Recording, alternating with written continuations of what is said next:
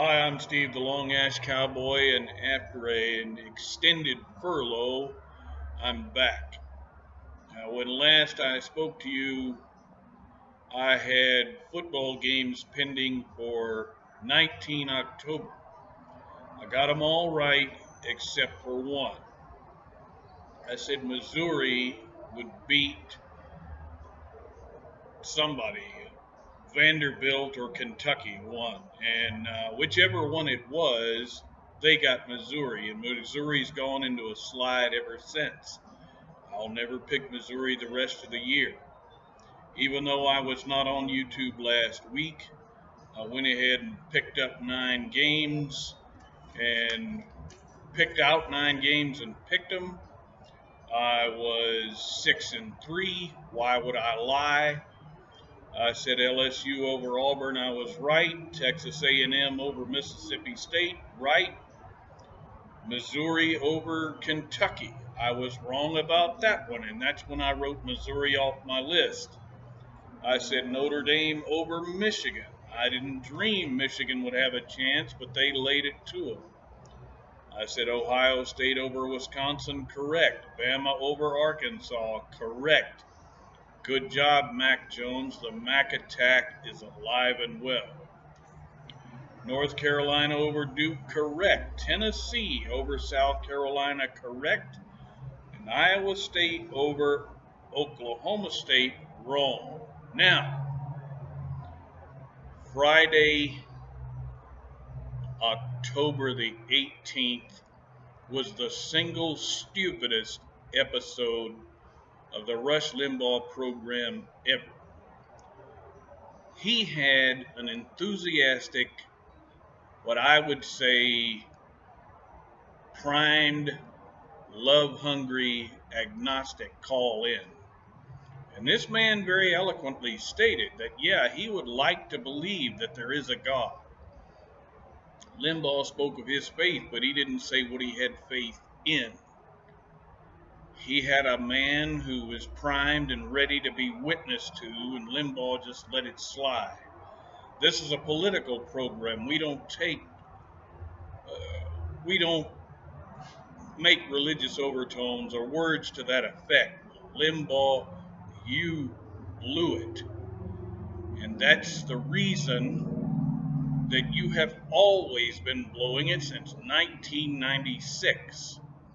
Now let's fast forward to a week after that, Friday, October the 25th, when he's sitting there wringing his hands, wondering why Republicans will not defend our alleged Republican president.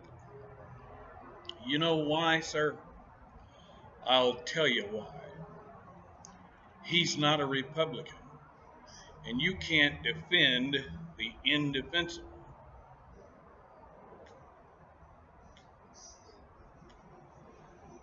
By the way, a quick side note. Today I'm enjoying a Romeo and Julieta Medallo Cigarro, 1875, handmade in Nicaragua. Medallas de Oro. It's a good solid medium. There's no natural sweetness, no nothing. It's just a good solid medium. I will also say this past weekend, Saturday, November the 2nd, only picked 3 games. I said Ole Miss would beat Auburn. I was wrong. I said Florida would win the Southeastern Conference Eastern Division title game against Georgia. I was wrong. And I thought UAB, Alabama, Birmingham just might get by Tennessee. I blew that one. So 0 for 3. But picking back up on Rush Limbaugh, 25 October, he's sitting there in his chair, wringing his hands, wondering why Republicans will not defend the president. When a man sits behind the seal of the presidency of the United States and utters gutter profanities, you can't defend that. Rush Limbaugh, you need to read Colossians 3:8 and then turn over to Proverbs 14:34 and then turn over to Hosea chapter 4 verse 6. Now let's talk about today, Monday, 4 November. I love listening to Limbaugh wring his hands, wondering why the certain things are the way they are. He said that black employment, the black economy, and I'm speaking of black Americans, how it's better than ever, yet they continue to support Democrats.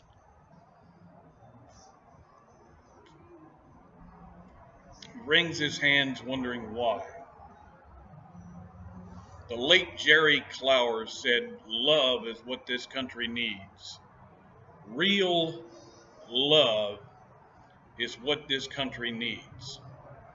And the Republican Party is too chicken, and that includes you, too chicken to invoke the Lord, not to exploit, but to invoke the Lord. Conservatism is equated to gutlessness, especially left-wing conservatism like you, Rush Limbaugh. You're too gutless to broach the topic.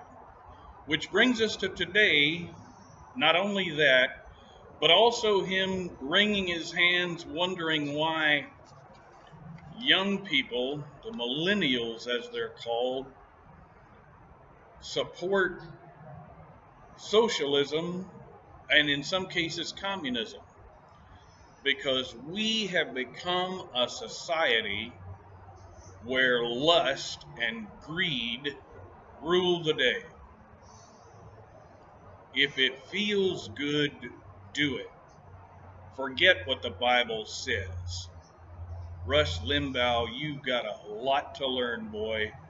You could be a great leader from where you sit in Florida, not in Washington, where you sit in Florida, but you either don't have the brains or the guts to do it. Yeah, I'll say it. You are a certain servant of the devil. Maybe not willingly, but you're doing the devil's work. The economy isn't everything. Our nation is in peril, and you've had ample opportunity to fix it. You continue to say time and time again that there's no evidence for impeachment, yet 49% of the country is for his removal, and you wonder why. Well, like I said, I am not a never Trumper. I believe anybody can turn their heart to the Lord. And I believe he can too. When he does, I'll be in his corner 100%, but not until he does. So all these people you think are never Trumpers, no, they're not. They want a godly man in office, and that godly man is Mike Pence. That's why we want to see him gone. But like I've said time and time again, and Rush Limbaugh, don't doubt me. This is all an elaborate plot between Trump and Pelosi and Schiff to make it look like they want him gone when in reality they want him there. Because in 2020, when he does lose, I'm going to jam it right down your throat.